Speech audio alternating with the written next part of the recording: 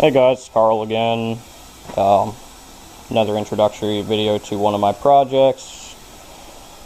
This is first ever car I purchased, 1984 Mazda Rx7, originally 12A, 5-speed GS trim package. Don't know why I didn't decide to do this a little bit earlier, but I feel like that would have been exciting to watch get put in.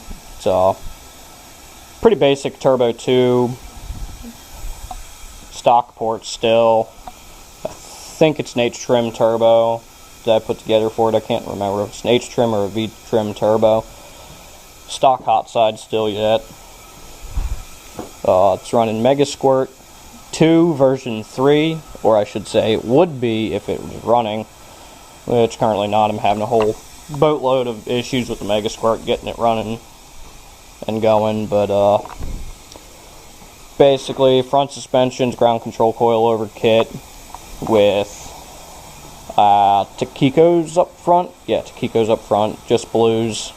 I want to eventually move into some of the Coney yellows off like an MR2 or whatever, but my main concern's been just kind of getting it running and getting the rear suspension dialed in.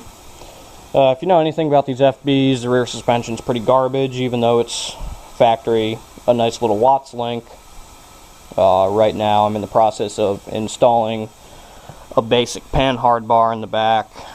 I just got some dirt track circle track 5-inch coil adjusters, and I got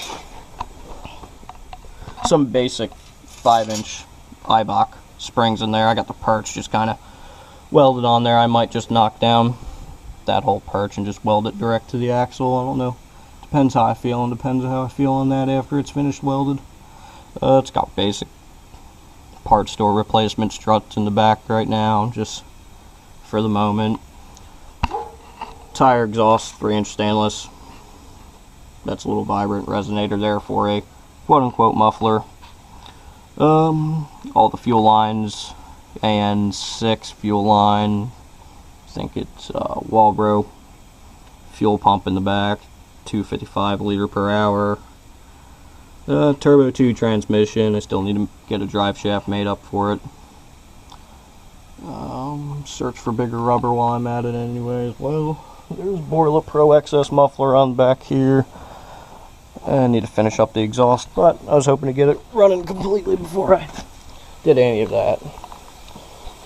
Interior is basically pretty much stock, except for a few goodies. I got old HKS mechanical boost gauge, vacuum boost gauge, AEM wideband, matching HKS exhaust temp gauge. Then I have, it's been a while since I looked at these things. It is coolant temp, oil temp, and oil pressure. All right there. I haven't had the senders yet for that. I need to figure out how to make an existing sender work for it, or find some of the old electronic senders for those gauges. I feel like they're pretty much unobtainium, just like the gauges are. Those were a pretty penny, and I bought them just because they look like they belong.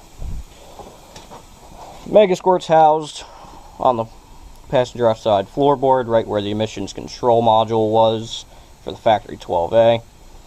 I've got basic fuel and relay panel in the glove box, ECM injector, all my powers for my sensors, E-fan, and then I have another spot for all my gauges, I believe. I think that's what that other one is. Powers all the extra gauges in the interior. It's been a while and I haven't looked at the wiring diagram I put together for it. Got all the fuses for fuel injectors, fuel pump, ignition coils, and all that good miscellaneous stuff. E-fan, just all fused circuits. That all goes down here into a bulkhead. So if need be, I can just pop a few clamps, set that with the motor, pull the motor with the wiring harness still in it without having to remove the intake, remove a whole bunch of other stuff. Did all the charge pipes myself. There's a front mount intercooler up behind that. And then down here, I got a standard FC oil cooler. Nothing too special there. Truck light LED headlights. RFL blow-off valve, it was cheap. Standard fuel pressure regulator. Boost reference in there. E-fan. Replacement fucking brass radiator, whoop-de-doo. Still running stock crank angle sensor. I might convert that later or sooner, depending on how much trouble it wants to give me, into something off the eccentric shaft, like a regular trigger wheel down there, and maybe get rid of the giant clunky FC ignition coils and go with 4LS ignition coils just for being able to find them in a pinch. Might just be the smarter route to go in that aspect. When I put the motor together, it's just stock rebuild. Mostly Atkins parts. Yeah, it's the Atkins apex seals in there. You know, Atkins side seals and all that good stuff. That would have been an interesting video to throw together, but a little late for that. What I put together, I guess something happened here in the front cover. I got a pretty substantial oil leak right there between the front cover and the first iron. So that'll be a video to get that pulled apart, and like I said, pan hard bar is coming soon. There's pan hard bar, there's the axle bracket, and then this is the bracket that's going to be welded on plate onto the frame. Going to add a little support to the other frame rail for that, or what I'm saying is frame rail, unibody rail. Rear disc brake conversion on the back here. LRB speed cut the brackets for me. I got them a little far out and I kind of botched the measurements a little bit, but those brakes, when his apex seals blow out the tailpipe, you can stop fast enough to catch them. Thank you, Ryan. Thank you. That's no problem. Figure out to fill you in on that. Need to work the brackets a little bit yet because brake pad's still hanging off the back. I picked up the basic diagrams off of the Rx7 club for the brackets, and I don't know